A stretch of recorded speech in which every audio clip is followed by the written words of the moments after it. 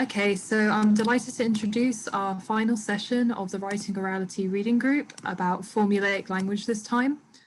We have a final roundtable coming up, which you've probably received an email about, so please look out for that. Today, Formulaic-Pischedda and James Parkhouse will both be speaking. And the first speaker, I'll just introduce them now. So James Parkhouse did his undergraduate degree in classics at Balliol College before turning on to studying medieval studies.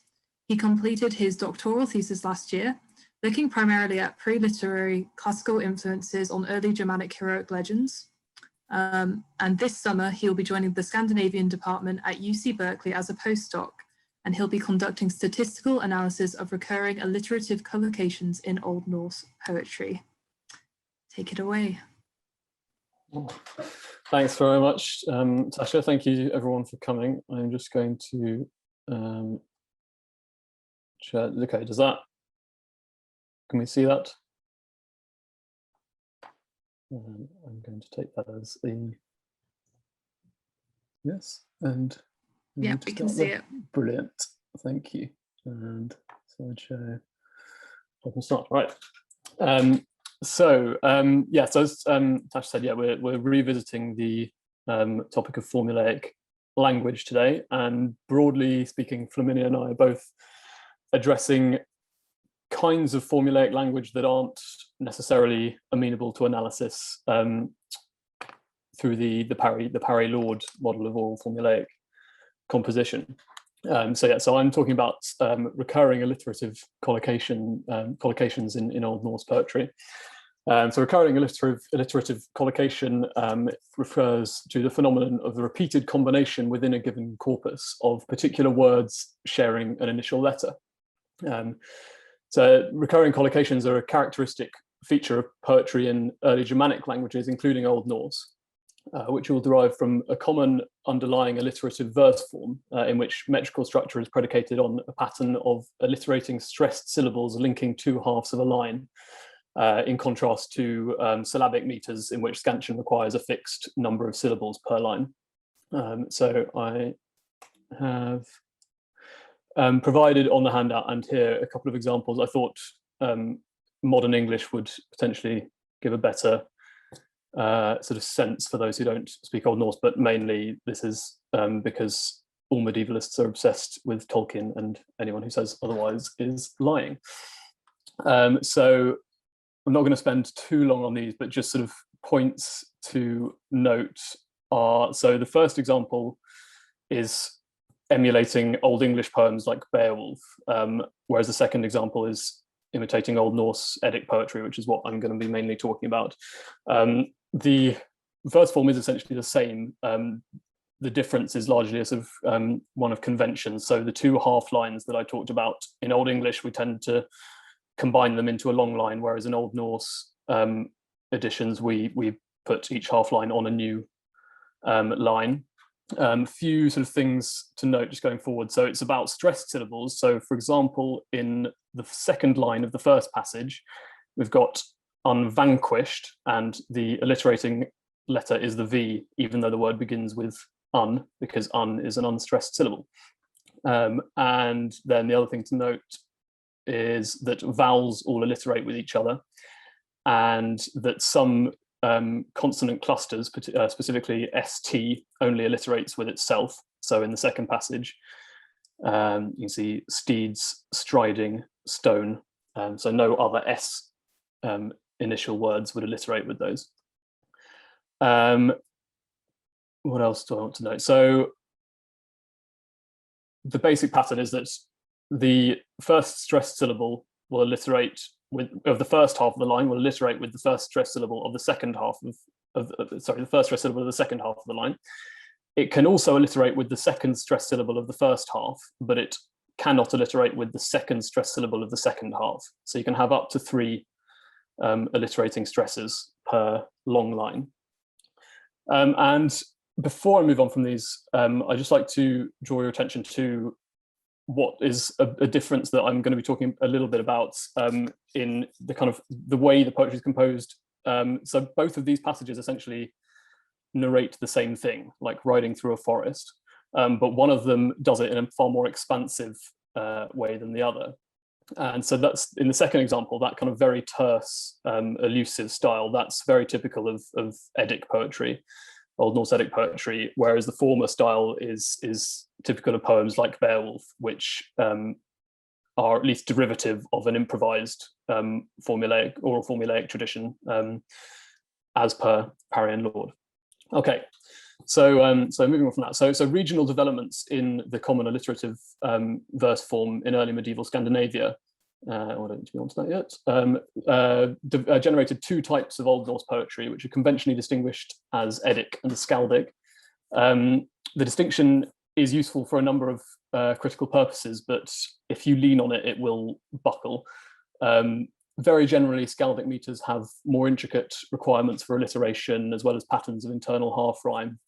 The bulk of skaldic poetry is attributed to named poets, and whereas eddic verse is generally transmitted anonymously, and skaldic verse tends to be occasional, i.e. composed to commemorate specific achievements of the poet's patron. However, the distinction between eddic and skaldic verse is increasingly recognized as fairly artificial and porous. The focus of this paper is poetry classified as eddic. So this corpus comprises about 2,000 stanzas, 11,000 verses of poetry on mythological and heroic subjects, mostly composed between the 9th and 13th centuries in Scandinavia and associated colonies. The main principal source is a manuscript called the Codex Regius, which is an Icelandic anthology manuscript written around 1270. There is another medieval anthology manuscript preserved, and then there's also stylistically similar poetry and stray verses preserved within medieval prose texts, Icelandic sagas and historical texts. So all the poems I'm going to be discussing are preserved in the Codex Regius. And so the corpus as a whole features 7 instances in which inflections of the adjective vreda, angry, are collocated with inflections of the verb vega, which is to fight or to strike. And the recurrence of the collocation has been widely noticed since at least the 1930s. And it's usually been called an oral formula. And this piece of work started from the basic thought that we need to be a bit more precise about what that label means. So it's likely that some well-attested collocations, particularly those with cognates in other Germanic poetic traditions, once functioned as oral formulae, facilitating the improvised composition of verse during performance, as exemplified by the analyses of Homeric and Serbo-Croat oral poetry by Milman Parry and Albert Lord. So based on comparative fieldwork amongst contemporary oral singers in Bosnia, Parry and Lord explained the repetitive diction of the Homeric epics as stemming from a process of oral composition during performance, using formulaic expressions as basic building blocks. One corollary of this, they believed, was that these oral formulae had no rhetorical content, but were simply compositional filler deployed as required to fulfill different metrical conditions. This is evidently true of much of the formulaic diction in Homer. Even ancient commentators on the Homeric epics were conscious that formulaic epithets rarely have more than a generalized semantic force. So for instance, this is on the handout, a new moon is described as phainen, radiant, at Iliad 8:555. The same adjective is applied to dirty laundry, Odyssey 6:74. The ships of the Greeks at Troy are routinely called swift, even though they've been beached for 10 years. And at Odyssey 1:29, we hear of blameless Aegisthus, right before Aegisthus is in fact blamed for his own suffering. So clearly there's no situational specificity to these. The moon is radiant in its nature, not at this moment. Aegisthus, being an aristocratic hero, is blameless in his nature, not in the specific matter under discussion. Parry and Lord were very hard line on this point in a way that many scholars would now question. So, for example, the Iliad poet describes Achilles as swift-footed a lot, even when he's sitting or standing still. So this could simply be a general warrior attribute, but it does seem to have some degree of specificity to Achilles. So in Iliad 23, it said that Odysseus could beat any of the Greeks in a foot race except for Achilles, suggesting that there is some background for the epithet in legendary tradition. Furthermore, in Iliad 22, when Achilles is pursuing Hector 3 times around the walls of Troy, the poet uses variants of the swift-footed epithet 3 times in short succession, alongside other references to Achilles' speed. So it's difficult not to suspect that this clustering is a deliberate rhetorical device, and one that would have resonated with primary audiences on some level.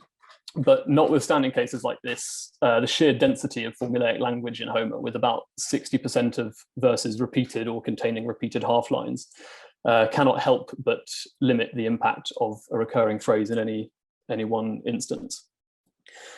So scholars long before Parry and Lord had recognized that some poetic traditions must be oral, in that they existed before writing was developed in a given culture. But Parry and Lord were the first to provide a theoretical framework for the study of oral poetry. And consequently, their model was long assumed to apply to oral poetic traditions across the board. However, as we now know, this isn't the case. Indeed, the Parry and Lord model is of limited use in the analysis of eddic poetry, which is generally agreed to have been composed deliberatively and memorized for performance, producing relatively stable texts. Moreover, the Codex Regius is itself a decidedly literary artifact, displaying meticulous selection and arrangement of its contents on the part of the compiler. So repetition in eddic verse may therefore be considered as having more in common with strictly literary repetition than with Homeric formula, in as much as it represents a conscious artistic choice rather than a byproduct of the compositional process. Of course, as Harry articulated brilliantly a few weeks ago, a sharp distinction between oral and literary is an artificial imposition on the medieval period. And it's likely that even in the literate era in which the Codex Regius was compiled, the contemporary reception of eddic poetry was predominantly oral. Nevertheless, an essentially literary outlook underpins the 2 perspectives that have been dominant in the study of eddic repetition.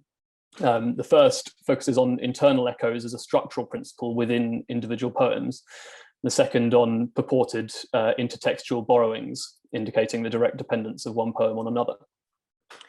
So the first category of those, sort of analyses of internal repetition, have provided an important corrective to early conceptions of eddic poetry as sort of rustic or primitive, demonstrating that they actually display considerable compositional sophistication.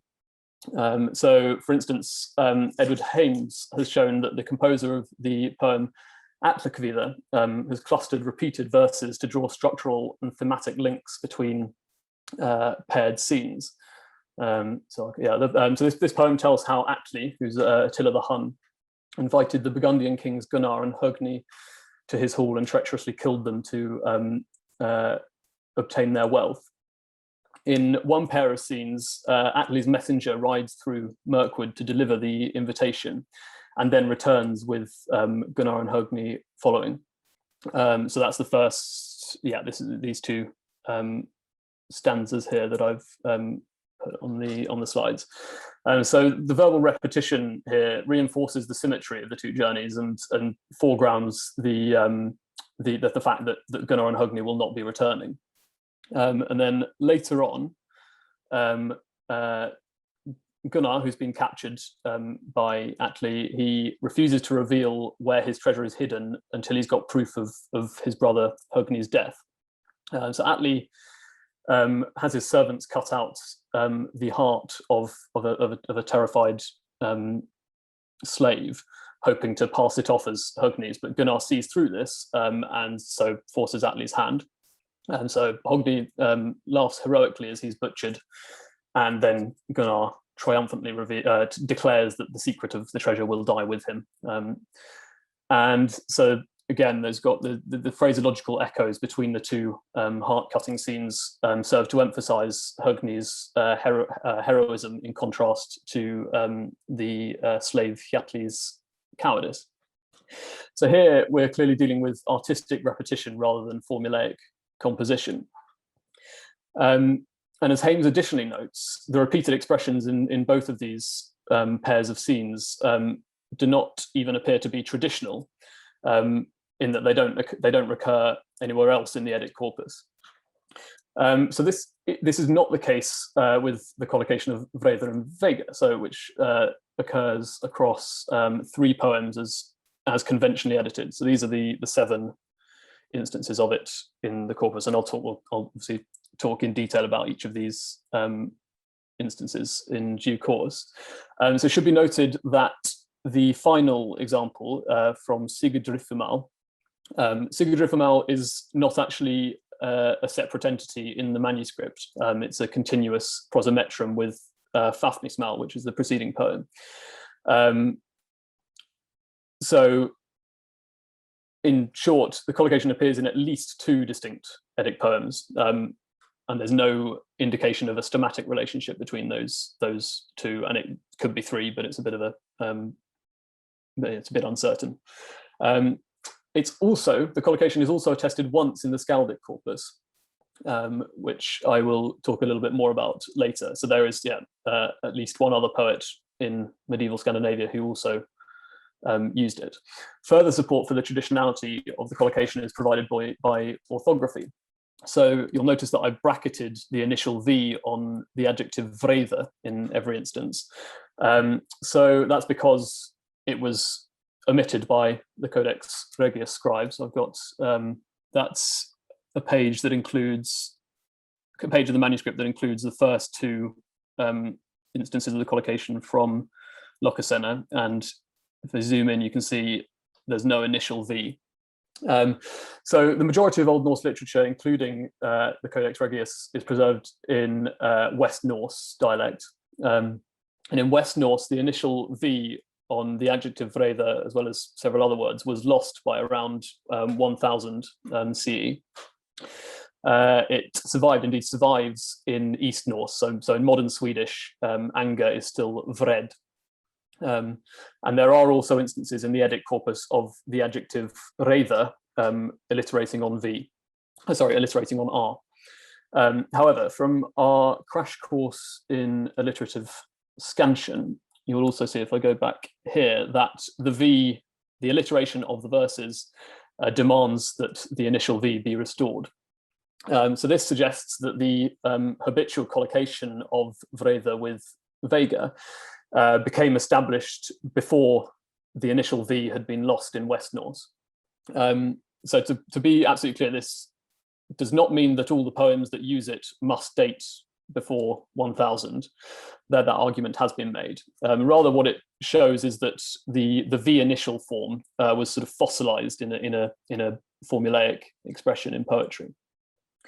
So if the eddic poets were composing deliberatively and therefore did not need to resort to formulaic building blocks, what was their purpose in reusing this expression?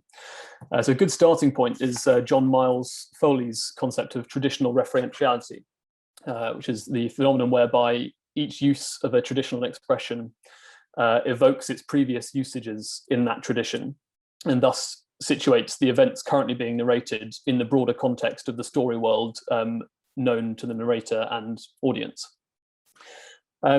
Elsewhere, Foley has suggested that the formulae in a given tradition will fall somewhere along a spectrum of rhetorical signification, with some having greater rhetorical content than others.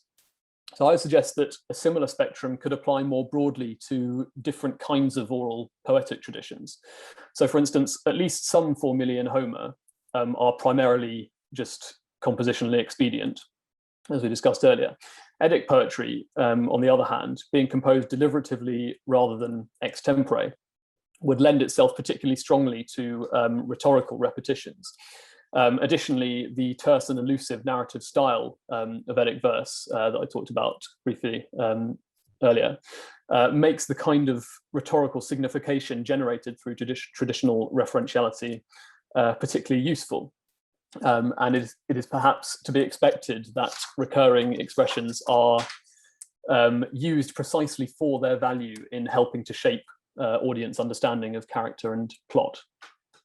So let's now look at the verses in context. So the first poem, Lokasenna, that's a 19th century illustration of it by a Danish artist, of the party at which Loki gate crashes. So yeah, so the trickster god Loki gate crashes a feast of the gods and insults each of them in turn until he is driven out by Thor. The collocation first occurs during Loki's dispute with the god Bragi. So after trying unsuccessfully to bar Loki from the feast, Bragi then offers conciliatory gifts, prompting Loki to accuse him of cowardice. Bragi responds with angry bluster, threatening Loki with violence. Loki calls his bluff, retorting, oh, I've missed one out, anyway, never mind. It's on the handout. Retorting, go and fight if you are angry. Vega du gak if the vreder ser. The collocation then recurs after, oh no, that is the right one. I'm going mad. There you go. Vega du gak if the vreder ser. The collocation recurs after Bragi's wife Idun intervenes on his behalf and draws Loki's attention herself. So despite her ostensibly conciliatory tone, her words mask an implied slight against Loki's presence and status amongst the Aesir. So her reference to adoptive relatives is basically a jab at Loki not being full Aesir. So he's a blood brother of Odin, but he doesn't entirely belong amongst the gods, and that's a jab at that. And so Loki sort of riposts by accusing Ethan of lust and adultery. Ethan insists kind of cynically on her role as a peacemaker between Loki and Bragi. And she states, Vilkat ek at it vreder vegisk. I don't want you two angry men to fight. So again, we've got the collocation there. And then Loki turns his attention to other gods, and when he accuses Odin's wife Frigg of lust and adultery, she angrily replies that he would pay for his insults if her son Balder were present, and there would be furious fighting against you. So in each of these instances, the collocation is used firstly in the context of a hostile address. So Loki responds aggressively to Bragi's threat of violence. We've noted Ithan's veiled antagonism towards Loki, and then Frigg rebukes Loki for his insults against her. More specifically, each use of the collocation signifies an indictment of the addressee's courage and martial prowess. So Loki exposes Bragi's cowardice by calling his bluff when he threatens, when he challenges him to a fight. Ethan's attempt to shield her husband from the accusation of cowardice has the unintended effect of reinforcing its validity. And then Frigg tells Loki that he would be no match for Balder in a fight. That last is not a particularly good line of attack, because in the poem Loki is able to respond that he was actually responsible for Balder's death. So it's not a great argument from Frigg, but that is the kind of the connotations of it. So turning then to the second poem that features the collocation, Fafnismal, we find, oh, that's a picture of, I don't need that yet. Yeah, it's the second poem, Fafnismal, find similar connotations at work. So that picture is an illustration of the life of Sigurd, which is on the handout, just for some background. So first, the dying dragon Fafnir asks the identity of his slayer. When Sigurd identifies himself, Fafnir responds as follows. So he says, yeah, basically, if you had grown up amongst your family, you'd be a good man, but now you're a captive and a prisoner of war. So in other words, Fafnir is suggesting that Sigurður is a coward due to his upbringing. He has already acknowledged Sigurður's courage in earlier stanzas, so this should be understood primarily just as a throwaway insult. However, it's also worth noting that Sigurður ambushed Fafnir to kill him rather than confronting him openly. So Collocation then recurs after Fafnir boasts of his former strength and supremacy. Sigurður riposts, "The helm of terror protects nobody whenever angry men should fight. Thus, skulu vreðir vega." So, in other words, Fafnir's confidence in his preeminent power was misguided. And then finally, once Fafnir has died, Regin the dwarf, who is Fafnir's brother and Sigurður's foster father, who urged Sigurður to kill his brother for him, Regin resurfaces, and as Sigurður points out, he made sure to hide some distance off during the confrontation. Regin then wastes little time in claiming credit himself for the dragon slaying because he'd forged Sigurður's sword. So Sigurður again riposts, "Courage is better than the might of a sword whenever angry men should fight." So having highlighted Regin's cowardice, Sigurd then pointedly assigns greater value to courage, which Regin lacks, than to fancy war gear, which was Regin's sole contribution to the victory. It's additionally notable that in each of these three instances in Fafnismal, the addressee is implicitly associated with an act of treachery. So the collocation first appears when Fafnir addresses Sigurður, who has fatally wounded him, as we said before, in a stealth attack rather than confronting him openly. It's then echoed when Sigurður counters Fafnir's boast of preeminence, which included a reference to his great wealth. So that reference reminds us that Fafnir had treacherously murdered his father in his sleep in order to steal his treasure.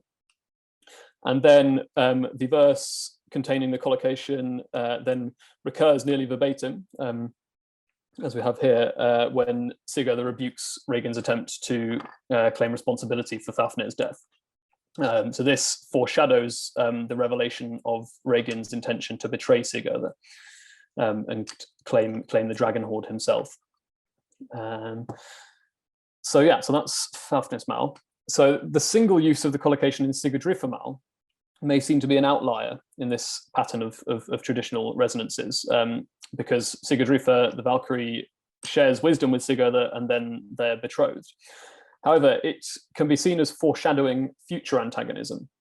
So Sigurður is betrothed to the Valkyrie, Sigurdrifa, and his breaking of that pledge is presupposed by his later marriage to Gudrun, which is a sort of fixed point in the tradition. So it was definitely known by poet and audience. So the use of a collocation that elsewhere, this is the Sigurdrifamal stanza.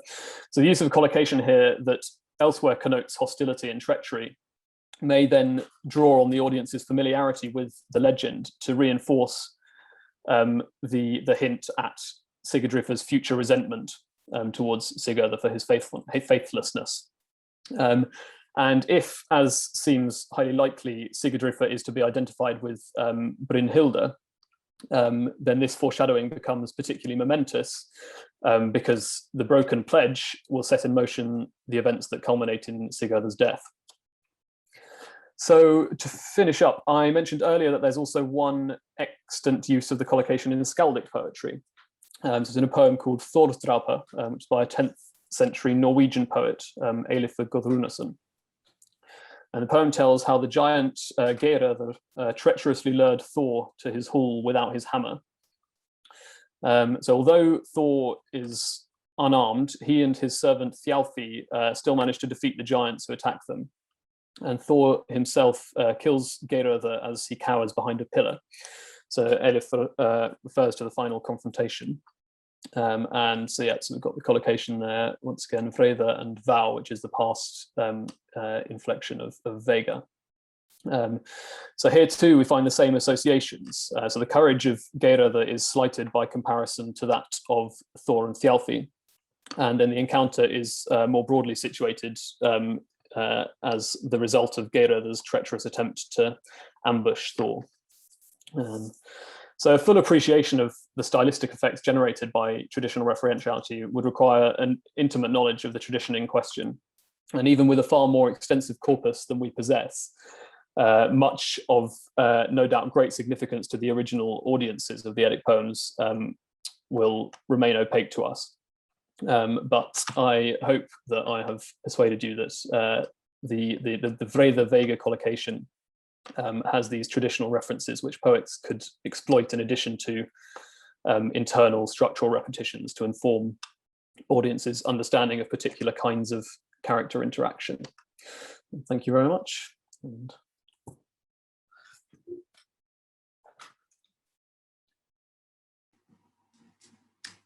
Hi, James. Thank you so much for that. That was a really interesting discussion, and I'm really looking forward to the discussion later.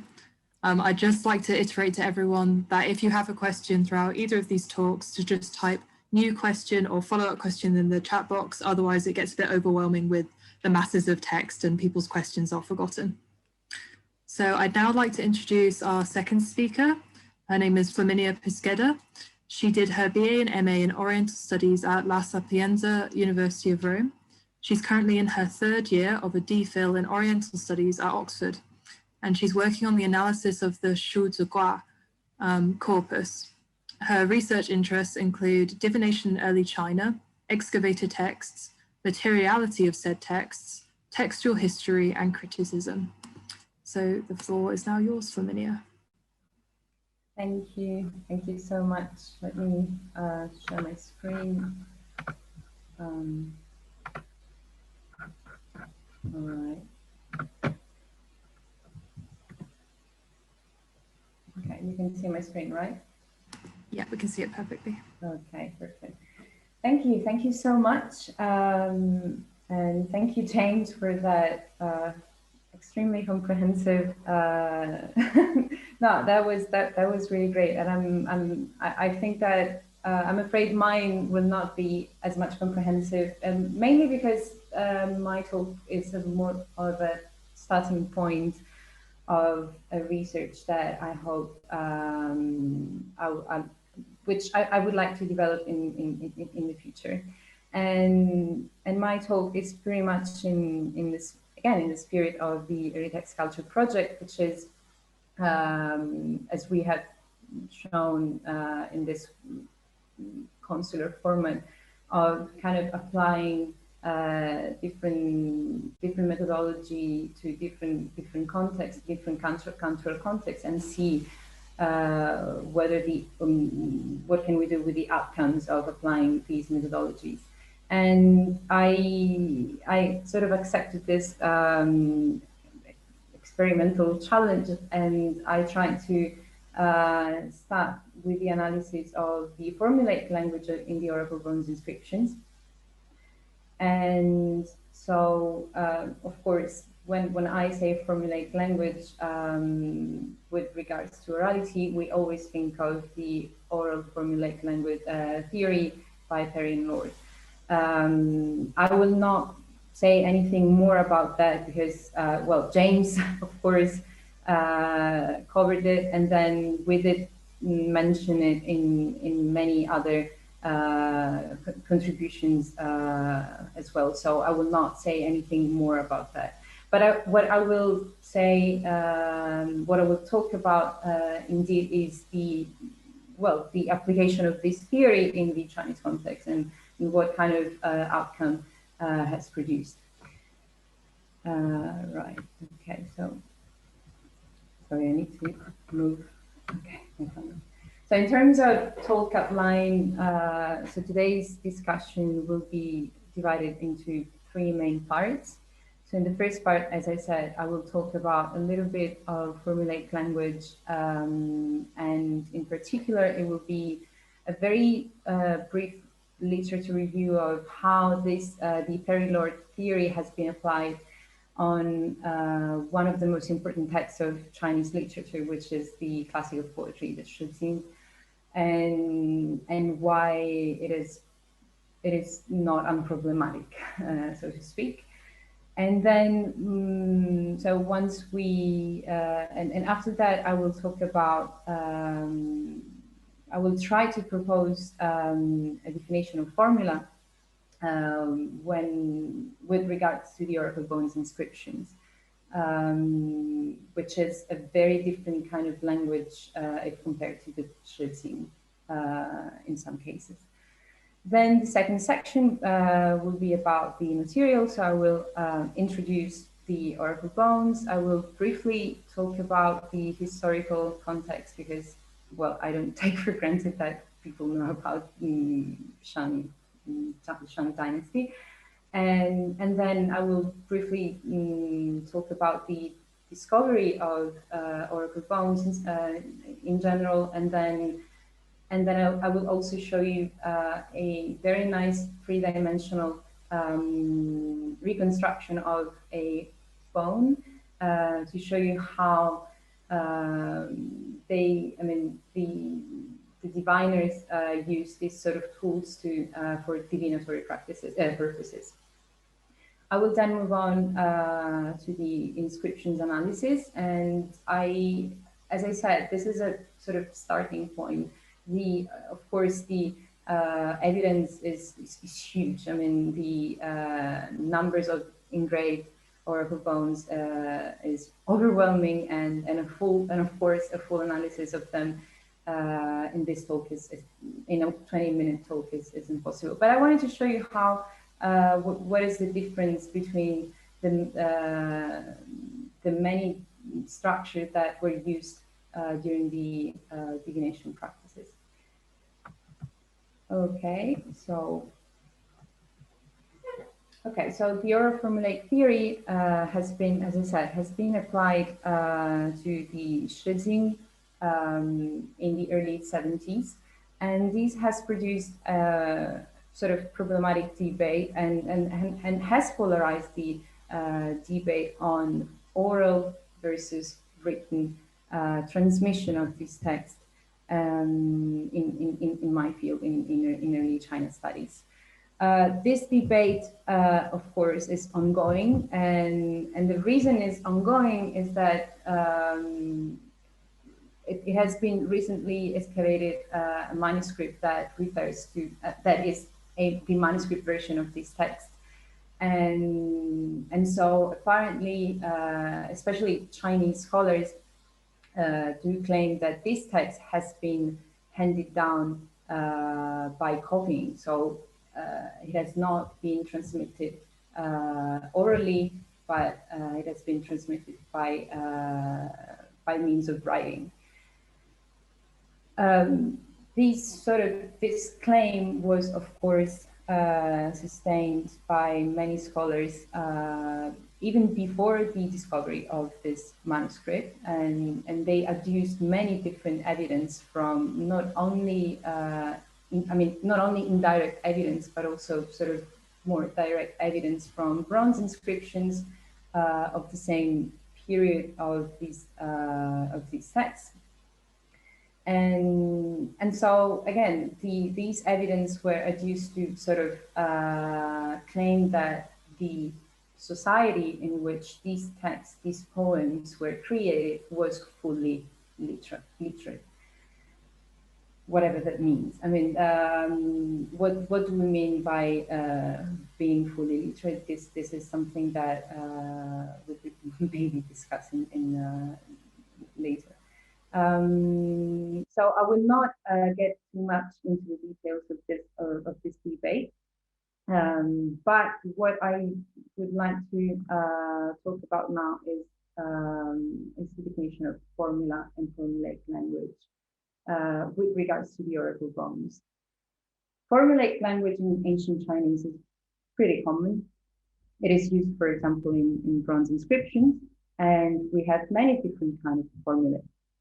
We have the famous ending formula, which reads 自自循循 保用, which means something like may my sons and my grandsons use treasure and use this.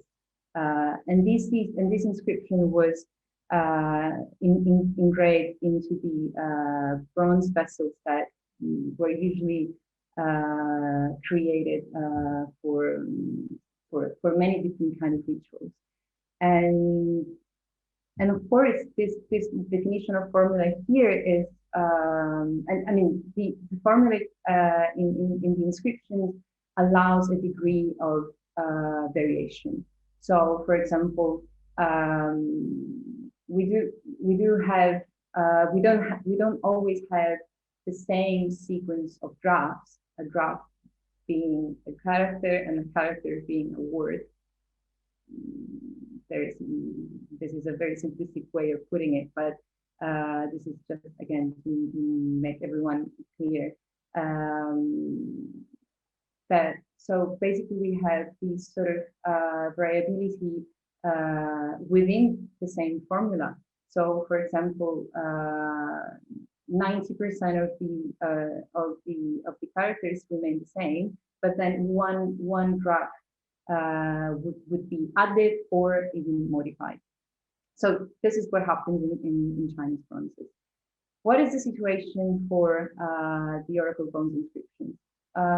So in the oracle bronze inscriptions, and I will talk about this later when I will be talking about the material, but the time frame is huge. Again, we are talking about material that dates from the 1200 BC until the late 4th. So this is a very general definition of formula, the one that I'm giving now. And I think it can be applied to all of the material evidence. So a formula is pretty much the combination of at least 2 drafts. It can be up to, in inscriptions, it can be up to 4 drafts, and it's not usually longer than 4 drafts, but we do have exceptions, of course. And so this is a formula. Then we have a formulaic use of the draft, which means that we have a word would be used formulaically, so kind of sort of in a fixed fashion, in a fixed way, and it introduces something that what introduces varies, but the meaning and the function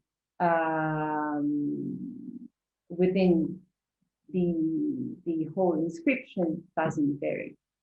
So this is what I think is the meaning of formulaic use of a word, a draft, and I will show you later when doing the analysis. And then we have formulaic structure. So this term formulaic structure has been used for the first time, I think, by Lilin, who is a Chinese scholar, and he used this term for a corpus of Warring States Bamboo manuscripts. Warring States period is about 5th, 4th century BC, and I think, again, I think he's the first one who used this term, and he said that the formulaic structure of the divinatory material that we find in Warring States manuscripts is pretty much the same, or it is traceable to the Shang and Western Zhou or the bronze inscriptions. And so these 3 terms, formula, formulaic use, and formulaic structure, are the sort of terminology that I will use for the analysis of the formula. Right. So I will now move to the second section, which is the material. This section will be pretty much familiar to the sinologists here. So I apologize if this is a little bit repetitive, but so this is a very nice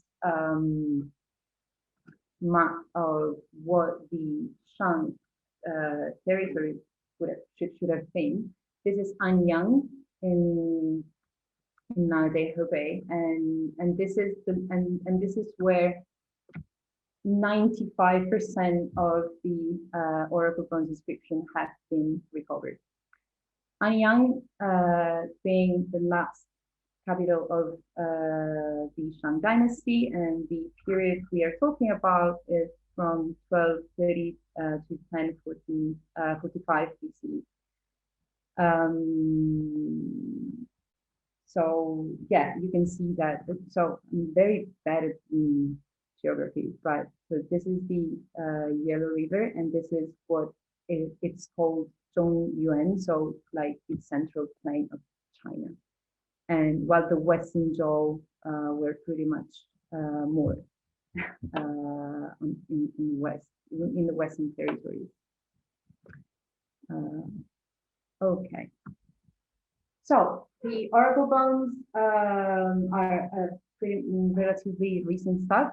They have been, so the first one who identified the inscriptions as an example of writing was Wang Yirong in 1899, and he was an antiquarian, and he was an expert on bronze inscriptions, and he was the first one who realized that what we find in oracle bones is actually writing, and it is what we now regard as the earliest writing system of Chinese writing system.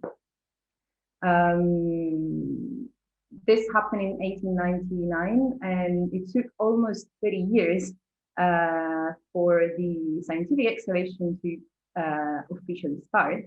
And between 1928 and 1937, the epic 15 campaigns took place. And during one of them, Flaminia, sorry to interrupt, but you're sounding a little bit muffled. Is it possible to speak a little bit closer to the microphone, maybe? Can you hear me? Yeah, I think that's a bit better. Sorry about that. No, don't worry, don't worry. Okay, so yeah, so I was saying that in one of these campaigns, the famous feat, oh my God, YH-127 was retrieved, and you can see how many pieces of bones they have been retrieved here. We're talking about more than 17,000. Okay, so this is the pretty much the how it looked like. They look like. This is an inscription. This is sort of example of the oracle bones. This is a Parkhouse shell, and I think I should be able to show you the 3D picture here.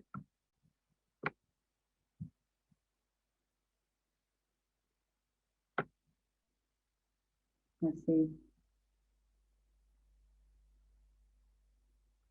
So it will take a little bit to upload. Okay, can you see it? Right. So I wanted to share this because I'm working on this kind of material for my thesis, and I was very excited when I found a 3D reconstruction of a bone not being able to access the primary sources. So you can see that it's very small. So these are the inscriptions, and on the back we can see here the burning that produced the cracks. The cracks being the signs that would be interpreted by diviners or by the king. This is really not clear, but anyways, this is how it looks. Let me go back. Can you see my? All right. Okay. Right. Okay, let's talk about the inscriptions. As I said, they present this sort of formulaic structure, which in their full versions include 4 parts. So the first one is the preface. Sometimes we also have the postface, but preface is pretty much the more common, and in which we can find the cyclical day in which divination was performed, and then the name of the diviner, and then sometimes the place in which the divination took place. This section, this unit, as David quickly calls it, is usually introduced by the formula. This is a ganju, which is the cyclical day. One of the this is the calendrical way to refer to the cyclical day. Then bo, so the third graph here. Oops, sorry. Which means something like crack making, and it seems like this character is a pictograph, and it represents the full shape, the T shape of the crack. Then X stands for the name of the diviner, and then this graph here, which is usually which we usually interpret as Jen, which means something like to test or to divine more generally, is actually the formulaic term which introduces the charge, which is the second unit. The charge is the topic of divination, and during the first period, so during the King Udin was written in the so-called Dui-Zhen formula, which I will show you in a minute. What is it? So there's again a huge debate about whether the charge are questions or statements. Again, I will not get into the details of this debate here because it definitely goes beyond the scope of this talk. But this is just to say that I follow what most of Americans and also European scholars say, which is charges are a statement, and so you will not see the question mark. I know that this may sound irrelevant to many, but it is actually very important for transcribing and translating this oracle forms. Then the third section unit is the prognostication, and which is arguably, very likely the interpretation of the cracks. And this was introduced by the formula Wang Zhang Yue, Wang being the king and Zhang being this. Again, I think it could be a pictograph, and we can see the significance of Wu, which is the crack, and then another significance of monk. So apparently, it seems like Zhang would mean something like the king read the cracks, interpreted the cracks, and then said. Yue, the third character, meaning to say, to utter something. Then the fourth and last unit is the verification, which is what actually happened after the pronunciation has been made. And it was usually carved on the back of the scapula or on the back of the turtle shells, and it was introduced by the formulaic term yun. So this is the general structure of a inscription. I will not show you. So this is so I should say that unfortunately I couldn't find the image that corresponds to this inscription. So this image here is not the inscription. So this is just to say to phonologists.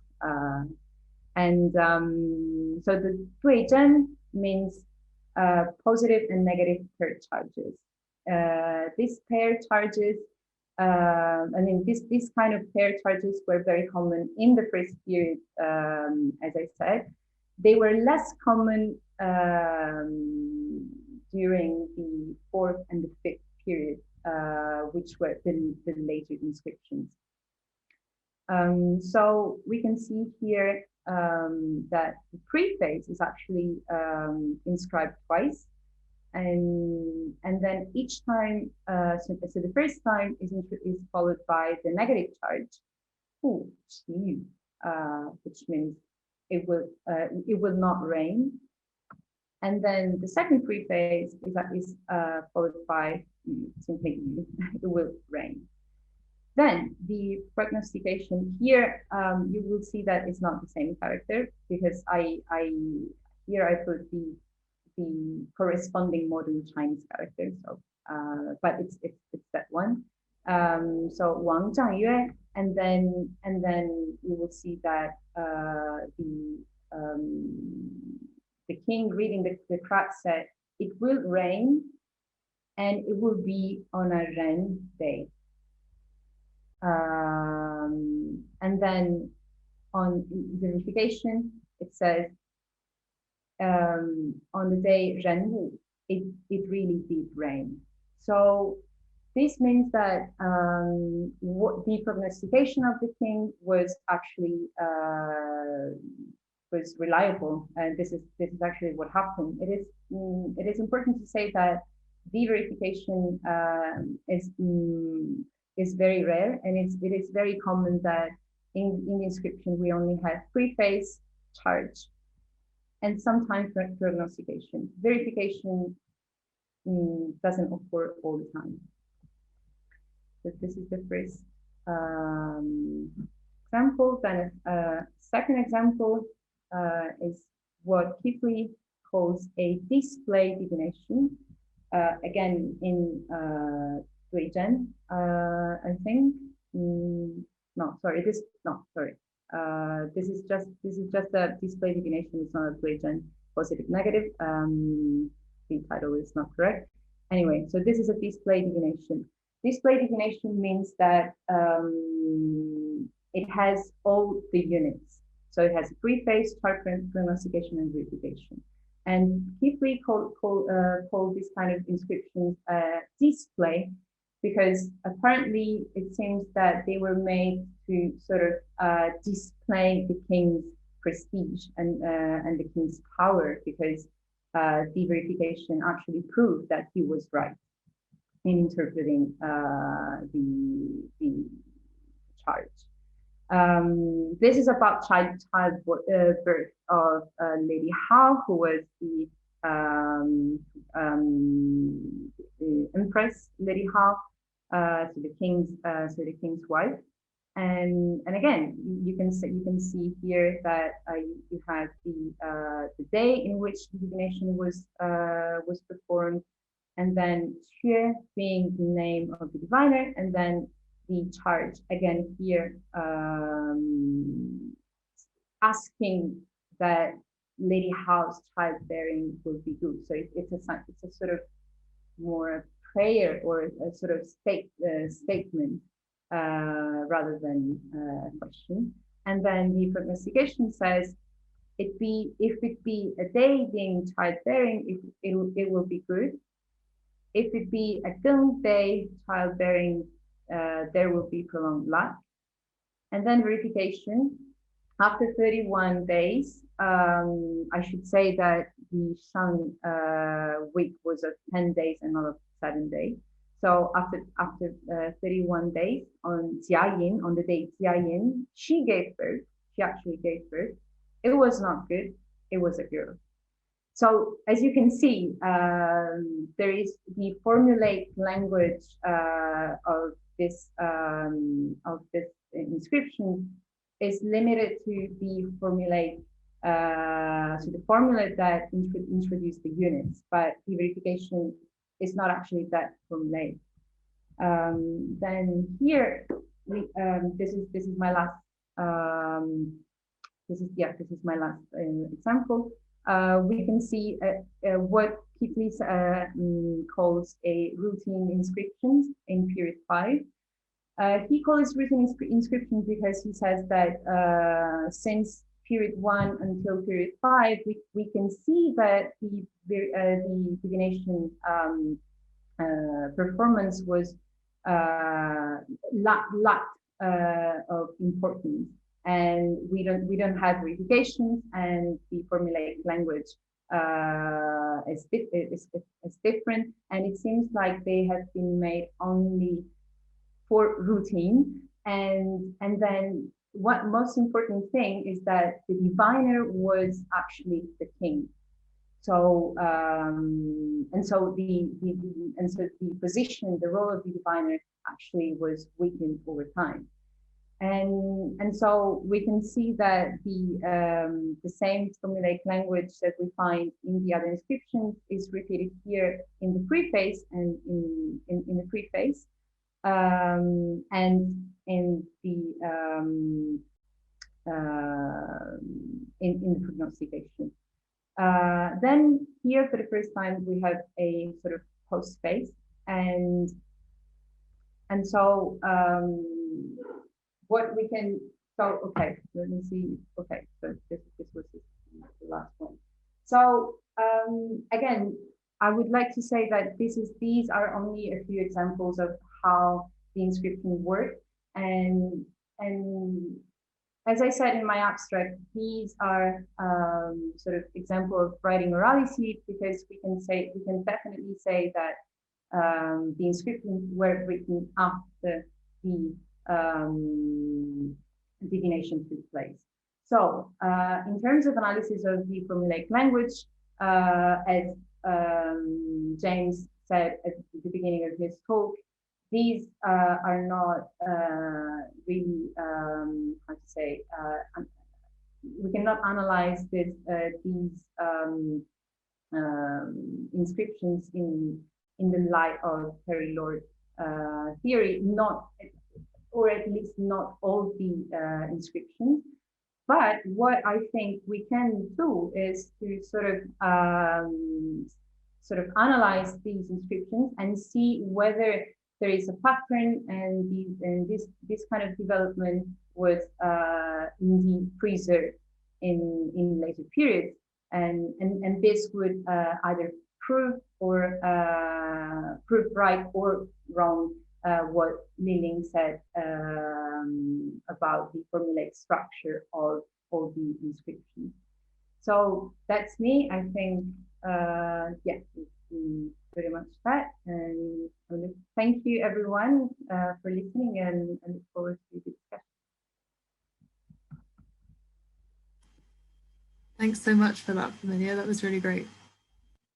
So the chat is now open for questions. Please remember to type new question or follow-up question, and I'll just ask some of my own questions based on those talks whilst I wait for some questions to pop up. So I was just wondering, Familia mentioned at the end about how kind of both talks not rejected Parry Lord, but had questions about the applicability of the oral formulaic theory. So I was just wondering, after hearing each other's talks, how do you view each other's approaches, and what aspects could be useful to your own research, especially Familia, if yours is in the provisional starting phases? How can James's work help you?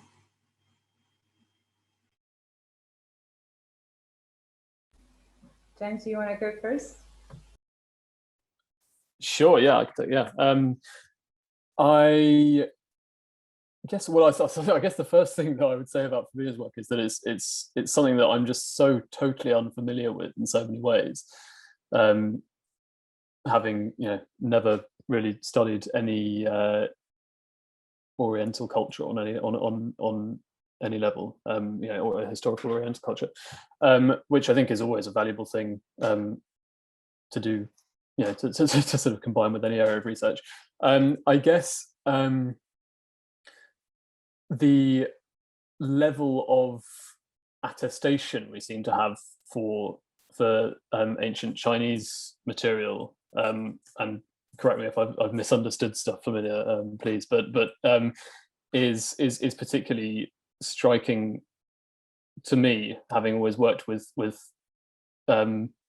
text cultures where we sort of know that what we have is 0.0001% even of what once was, and how does that inform, or how could that inform my approach to this material? I guess as a sort of contrast, I find it very instructive, because the way particularly, I guess, Old Norse literature has often been conceived, it's been conceived of as literature, and a lot of the arguments that have historically been made are very rooted in often in a sort of implicit understanding that the manuscripts are all there ever was.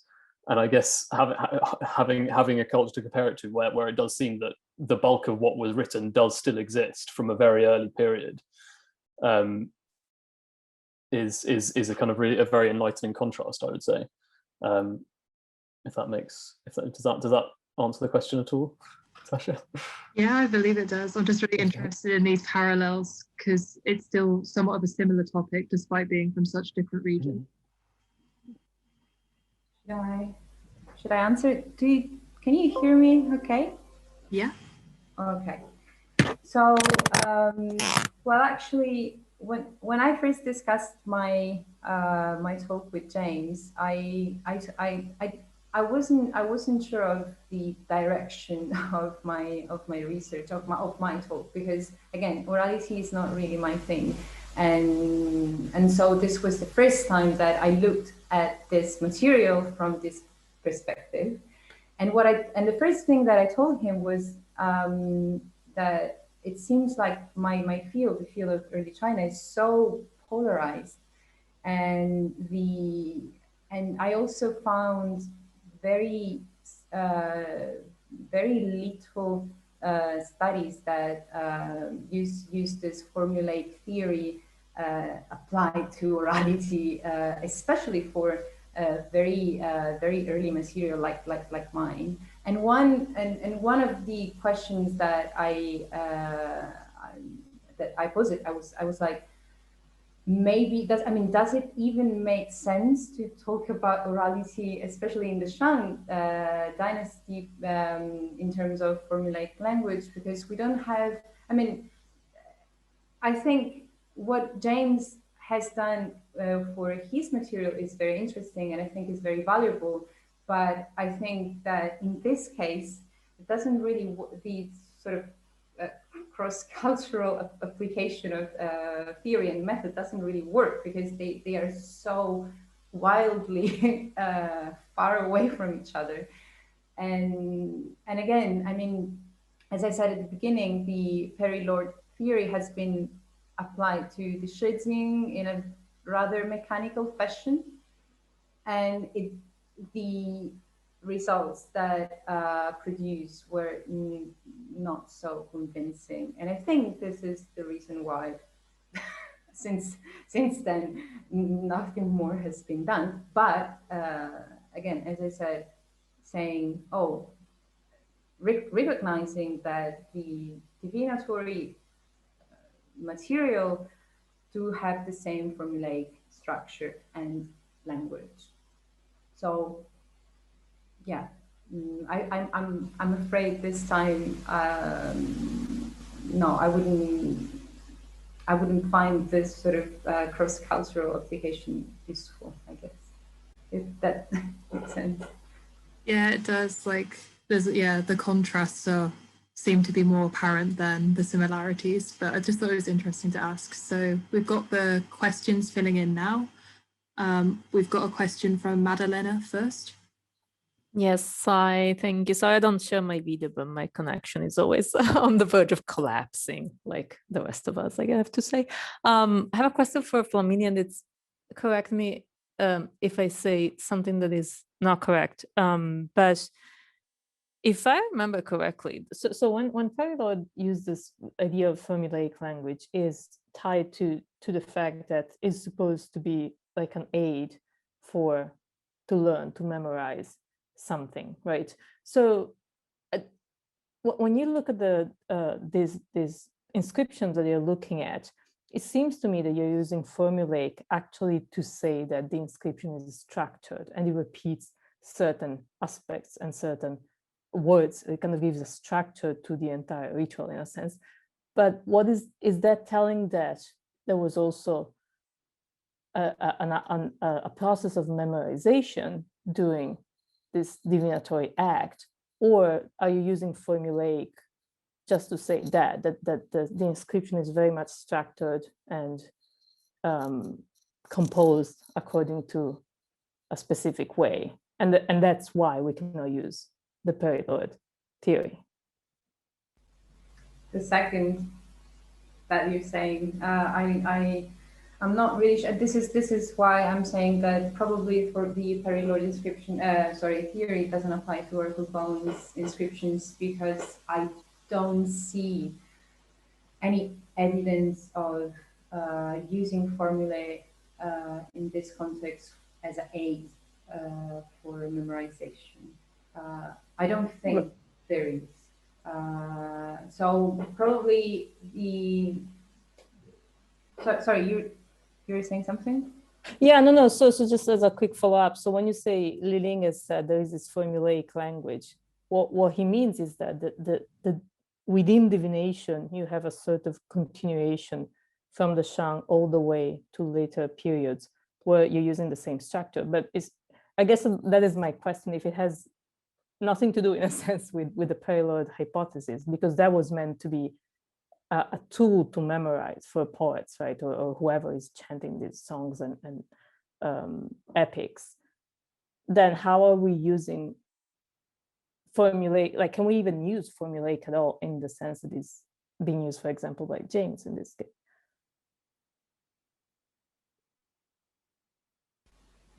So you're saying, I mean, why are we using formulaic language if it is? No, help me to understand. my question is help me. No.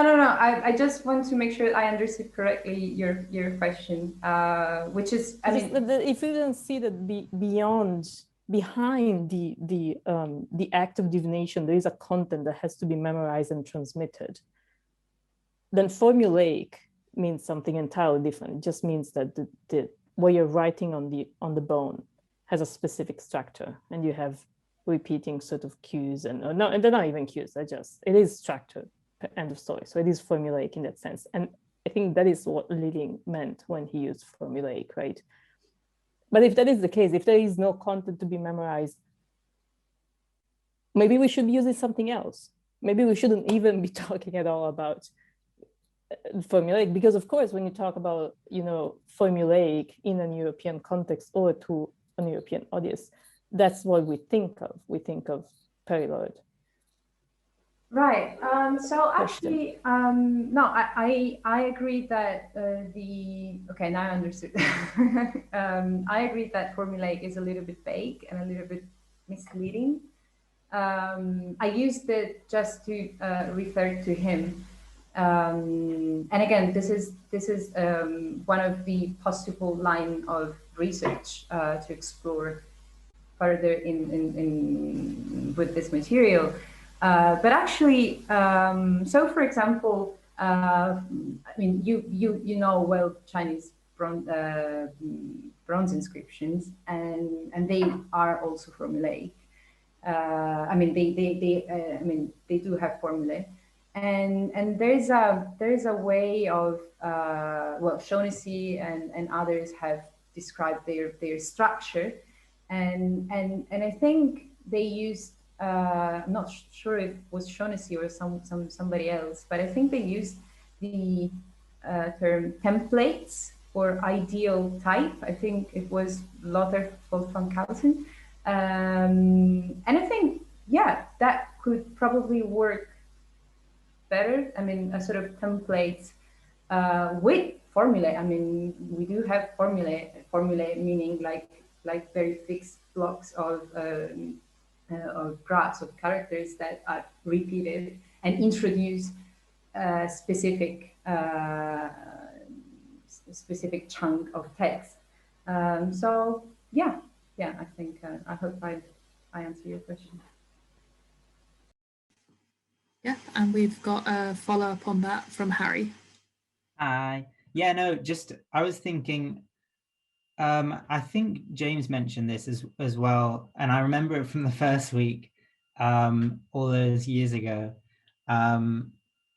With the Parry Lord, another aspect other than memorization is the idea of the formula containing like a given essential idea. I think that's the phrasing, like given essential idea. And do you think that the formulae in the oracle bones contain a kind of essential idea, or are they just more a template, whatever that means, containing an essential idea? I mean, it's like James was saying in the Iliad and Odyssey, it's like, oh, just always associating a character with an idea, maybe, or associating ships with being swift. So I don't know, how is that at all kind of applicable? Or yeah. No. No, again, I don't think so. I think the formulae in inscriptions work more as a sort of template. Yeah. But what you say, I think, and Magdalena corrects me if I'm wrong again, with the epithets in some bronze inscriptions. Right. Okay. Yeah. I think, like, and you have epithets like the one in Homer's. So I think in that case, it works what you are just saying. But again, in my case, no. I think this sort of experiment just with the oracle bones inscriptions just proved that yeah, this theory just doesn't work with in this context, or at least this is what I think. This is my opinion. Okay. Thank you both, by the way. Sorry. Next, we have a question from Bernardo. Yeah, hi. Thanks a lot, you both. It was really great. I have a couple of observations about Homer and then a question for James.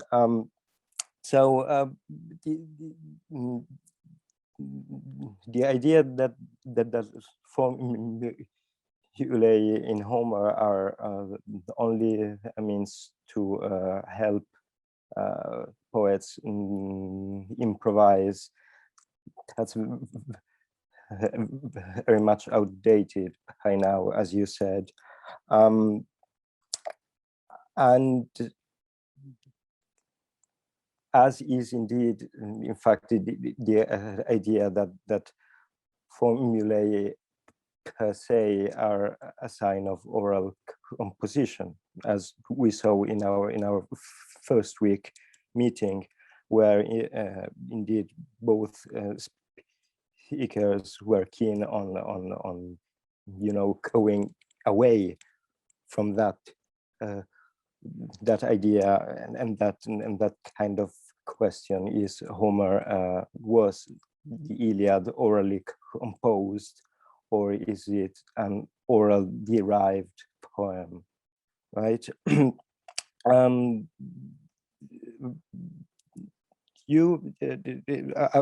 really loved how you applied the always framework to your texts, but I'm not clear if you implied that this kind of artistry is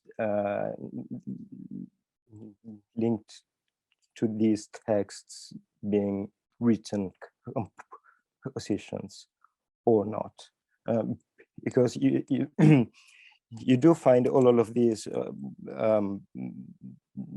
exactly this kind of artistic deployment in Homer as well, and elsewhere, both in written and in presumably orally derived texts. And I think Harry showed this very clearly. So I guess my final question is: don't you think that these kind of effects would have been there also in the oral phase?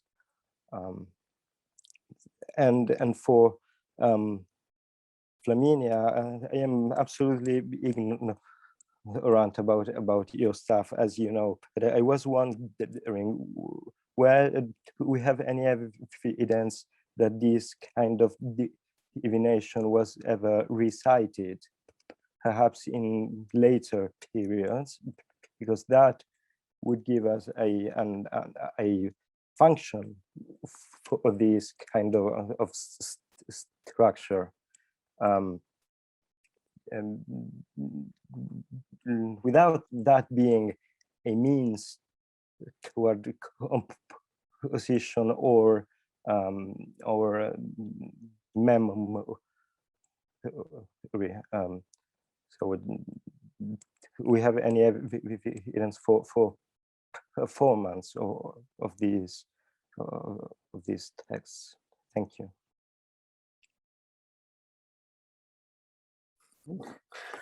Thanks very much, Bernardo. I love the haircut, by the way. Very nice. So yeah, so I'll take pick up on a few of those points. Yes, I absolutely. The Parry Lord formulation of the Parry Lord theory is absolutely outdated. Sorry if I didn't sort of make that as clear as I meant to. I think the sort of point of the contrast between Homer on the one hand and this stuff on the other hand was that so yes, this kind of rhetorical stuff is definitely sort of going on in Homer, but formulae are also compositionally useful in a way that they're not in Old Norse, because as far as we can tell, they weren't improvising their compositions. Even though it was oral, as far as we can tell, because by definition, because it was before literature was introduced with Christianity, they were essentially writing on the parchment of their minds, if you like. I think it was I think Albert Lord, in fact, talked about oral written literature without writing, which was his way of dismissing non sort of formulaic oral traditions as not worth studying. And yeah, I think Old Norse poetry is exactly that. It's written literature without writing, as far as we can tell. So yeah, absolutely. The Homeric formulae are not just filler, but they are filler as well as being something else. Whereas in Old Norse, they are only the something else. The only reason to repeat an expression is if you've got a specific reason to do it. In the same way that if we found repetition in Milton or in Maya Angelou, we wouldn't we would say that's okay. That's not she wrote it that way. That was intentional, and nothing else. Formally not a sign of orality. Yes, absolutely right. Although I like orally derived as a phrase which you used, because we can't actually tell whether any given, unless we literally record it in person, which we can't do for ancient texts. We don't know whether this poem was actually orally composed, but a sort of formulaic sort of a certain use of formulaic language tends to imply a background of oral literature that's being emulated even by a literate poet. So Edward Haynes, who I cited in the presentation, he's done another study of a chap who was Archbishop of Montenegro in the 80s. No, not in the 80s, sorry. The paper was written in the 80s, but yeah, who wrote a obviously literate poem that was drawing on the Serbo-Croat oral songs that Lord and the Parry and Lord had studied. And then your question was do I think this kind of stuff was going on in the oral phase of transmission? Is that right? Yeah. Yeah, absolutely. Yeah, if anything, I think what I meant by the sort of the manuscript is obviously a literary artifact. It's very kind of consciously literary in a way. As I said, like the compiler has taken great care over which order to put the poems in, like this sort of thing. and there's and a lot of the study of repetition generally in the poems has, even when they've talked about, oh, this is a formula that's used, the way they're talking about those repetitions is it's as if they're studying texts, like 19th century novels or something, and it's that's not what it is. So yeah, I absolutely, I if anything, want to get away from just treating these as literary artifacts. I obviously think that's important because it's the only primary evidence we've got for the poems, but there is we know the manuscript was copied for an exemplar, for instance, because of scribal errors, and a lot of the poems we know existed before even that, sort of sometimes centuries before. So yeah, absolutely, I think this was part of the oral, and if anything, probably more potent in oral transmission than in written transmission, but that's maybe just my bias. But yeah, great, thanks. Thank you for this. I think I'm probably missing something, but I'm just recollecting the sort of evidence, both transmitted and, well, excavated. But I don't think we have evidence of accounts of recited divination. I think divination, I mean, it was performed, but no, reciting, I don't recall any of this, which brings us back to the questions, Magdalena's questions, which is, okay, what is the function of this formula, and why did they put the records of the divinatory act into formulaic language? So apparently one of the explanations is that the scribes, and this is David Keithley, he said the scribes, the engravers in this case, they would sort of process and distill all the information that would be noted on a primary diviner's notebook. And so the inscriptions would be the sort of secondary record of something that has been written before. So this is sort of the, and this would in a way explain the coincides and formulaic language. Yeah, but not reciting anything. Thank you. I see. Fascinating. Okay, brilliant. So Harry, do you want to just ask your question, or did you cover it already with your follow-up? No, it's kind of related. So basically, it actually kind of extends from from Magdalena's question. Just thinking about what I loved your talk. I love both of your talks, I've got to say.